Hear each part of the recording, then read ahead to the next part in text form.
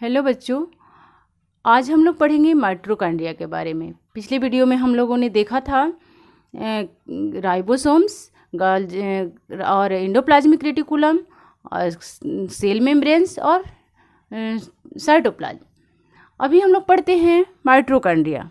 Mitochondria की संरचना होती है एक दोहरी झिल्ली से घिरी हुई होती है।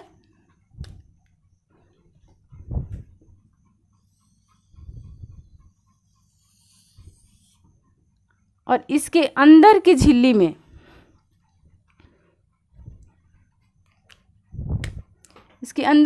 में इस तरह उभार निकला हुआ होता है।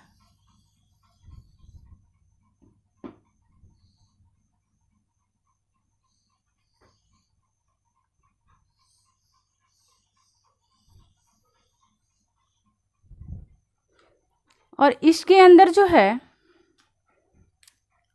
अंदर जो ये निकले हुए उभार, इसे बोलते हैं क्रिस्टी।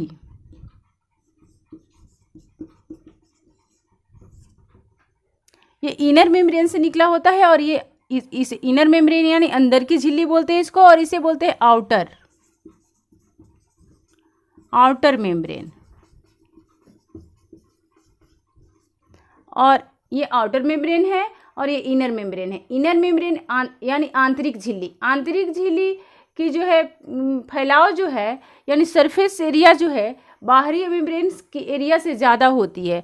क्योंकि देखिए ये इसके अंदर जो ये निकले हुए होते हैं, ये मुड़े हुए जो होते हैं, अगर ये बाहरी मेम्ब्रेन हटा दिया जाए और इसको खींचा जाए तो ये ज़्यादा जगह छेकेंगे।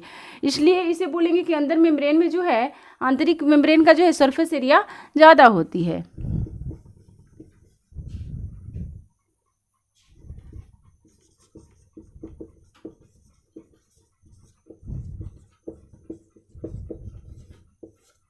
और इसके अंदर जो है पाया जाता है, इसका अपना खुद का डीएनए होता है, खुद का राइबोसोम होता है। राइबोसोम होने के कारण ये अपना प्रोटीन का निर्माण, अपने सेल के लिए प्रोटीन का निर्माण ये खुद बनाता है। इसमें मैग्नीशियम आयन भी पाए जाते हैं तथा कैल्शियम के भी आयन पाए जाते हैं। इसका कार्य है,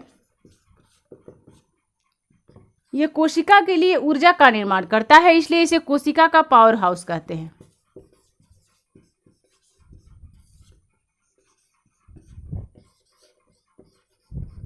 ऊर्जा गृह भी हिंदी में बोलते हैं, ऊर्जा गृह कहते हैं। क्यों? क्योंकि ये कोशिका के लिए ऊर्जा का निर्माण करता है और वो ऊर्जा का किस में संचित करता है? एटीपी के रूप में, यानी एडिनो ट्राइफॉस्फेट मॉलिक्यूल्स के रूप में संचित रखता है। संचित करना मतलब इकट्ठा करना, संचित करके रखता है और जब आवश्यकता के अनुसार उसे निकालता है। कोशिकीय श्वसन करता है ये।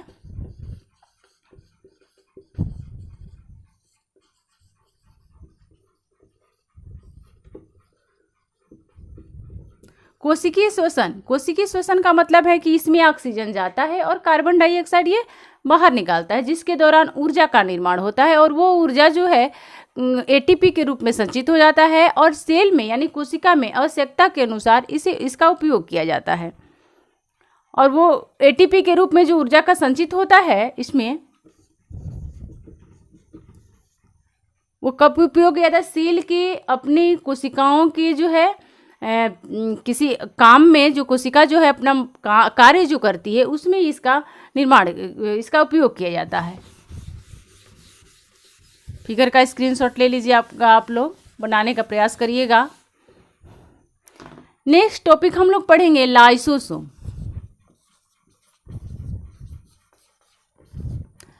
लाइसोसोम को हम लोग कहते हैं, देखिए लाइसोसोम एक सिपेड स्ट्रक्चर होता है और इसके अंदर जो है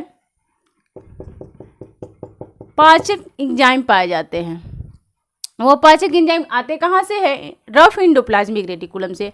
जब इंडोप्लाज्मिक रेटिकुलम जब हम पढ़ा रहे थे तो हमने उसमें बताया था कि 2 प्रकार के इंडोप्लाज्मिक रेटिकुलम होते हैं, एक रफ और एक स्मूथ। रफ इंडोप्लाज्मिक रेटिकुलम जो होता है उससे जो है पाचक एंजाइम इसमें आते हैं, और वो जो सेल्स में किसी कोशिका में जो जैसे वायरस हुआ, बैक्टीरिया हुआ या कोई अवांछनीय पदार्थ अगर कोशिका में प्रवेश करता है तो उसका ये पाचन कर लेता है।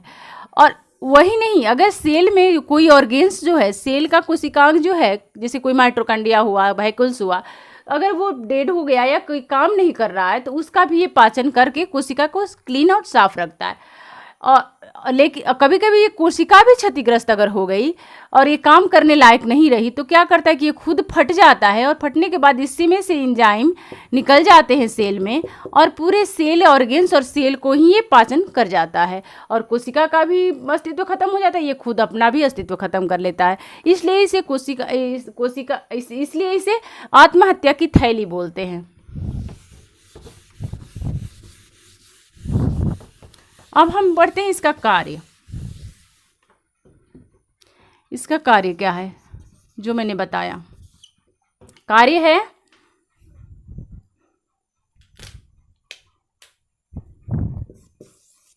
इसे कोशिका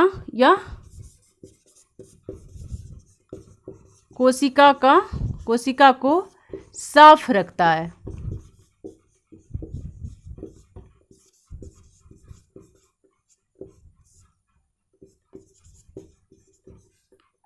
दूसरा कार्य हो गया, यह जो है अवांछनीय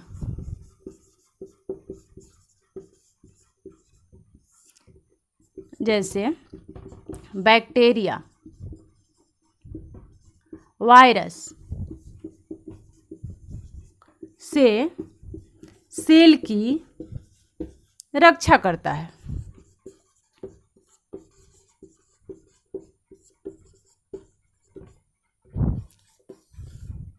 इसे आत्महत्या की थैली कहते हैं।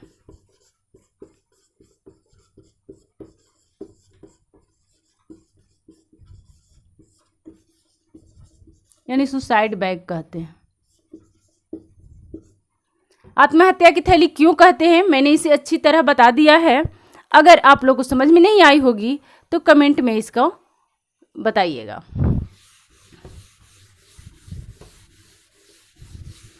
अब चलते चलते हम गोल्जी उपकरण के बारे में थोड़ी सी चर्चा कर लेते हैं। यानी गोल्जी उपकरण,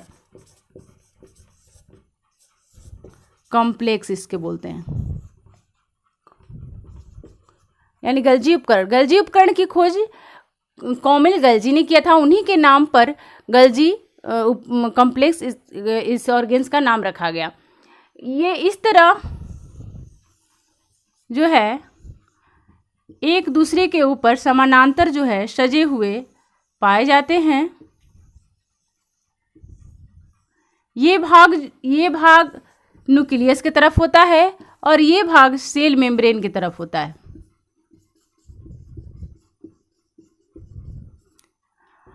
जब ये न्यूक्लियस से कोई पदार्थ जैसे प्रोटीन बन के निकलता है तो ये इसको सीस बोलते हैं।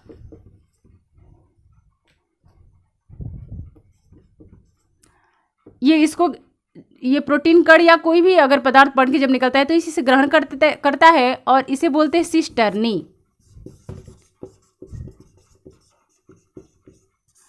और सिस्टर्नी से होते हुए इसका मॉडिफिकेशन होकर पॉकेट के रूप में ये बाहर निकलता है तथा सेल्स में जहां इसकी उपयोग होता है उसका ये उपयोग किया जाता है इस पदार्थ का।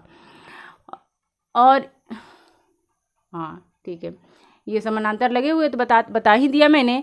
इसका आगे वाले वीडियो में हम लोग पढ़ेंगे नेक्स्ट ऑर्गेन, सेल ऑर्गेन के बारे में। अब मैंने आज इतना बताया, इतना इसे आप लोग घर पे रिवाइज कर लीजिएगा। ठीक है, मिलते हैं अगले वीडियो में।